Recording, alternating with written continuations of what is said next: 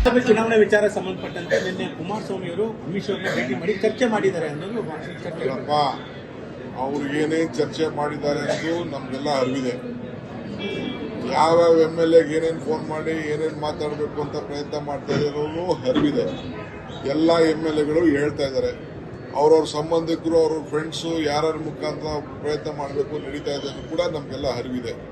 ಎಲ್ಲರ ಮೇಲೂ ನಿಗಾ ಇದೆ, ಎಲ್ಲ ಪಾರ್ಟಿಯವ್ರ ಮೇಲೂ ನಮ್ಗೆ ನಿಗಾ ಇದೆ. ಸೊ ಅದರಿಂದ ನಾವೇನು ತಲೆ ಕೆಡಿಸ್ಕೊಳ್ಬೇಕಾಗಿಲ್ಲ.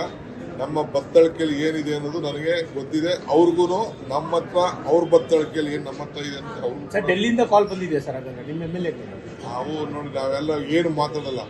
138 ಜನ ಇನ್ಕ್ಲೂಡಿಂಗ್ ಜನಾರ್ದನ್ ಅವ್ರ ಹತ್ರ ನಾನು ರಿಕ್ವೆಸ್ಟ್ ಮಾಡ್ತೀನಿ, ಆಯ್ತಾ? ನಮ್ಮ ಬೇರೆಯವರು ಇದ್ದಾರೆ.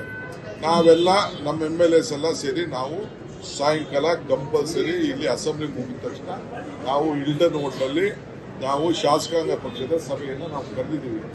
ಎಲ್ಲ MLAಗಳು ಅಲ್ಲಿ ಇರ್ತದೆ. ಮಾಕ್ ವೋಟಿಂಗ್ ಕೂಡ ನಾವು ಮಾಡಿಸ್ತೀವಿ.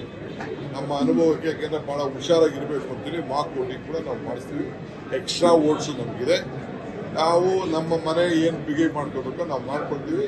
ಬೇರೆಯವ್ರದ್ದು ನಮ್ಮ ಜೊತೆ ಸಂಪರ್ಕ ಇದ್ದಾರೆ. ನಾನು ಅದನ್ನ ಡಿಸ್ಕ್ಲೋಸ್ JDSನ ಕೆಲ ಶಾಸಕರು ನಿಮ್ಮ ಜೊತೆ I don't want to disclose all those things. ಪಾಪ ಅವ್ರನ್ನೆಲ್ಲ ನಾನು ಮಾಡಕ್ಕೆ ನಂಗೆ ಇಷ್ಟ ಇಲ್ಲ. ನಾನು ಯಾರು ಡಿಸ್ಕ್ಲೋಸ್ ಮಾಡುದು. ಸಂಜೆ HC ಮಾದೇವಪ್ಪ ಅವರು ಮತ್ತೆ ದಲಿತ CM ವಿಚಾರವನ್ನು ಮುನ್ನೆಲೆ ತಂದಿರ್ತಕ್ಕಂಥದ್ದು.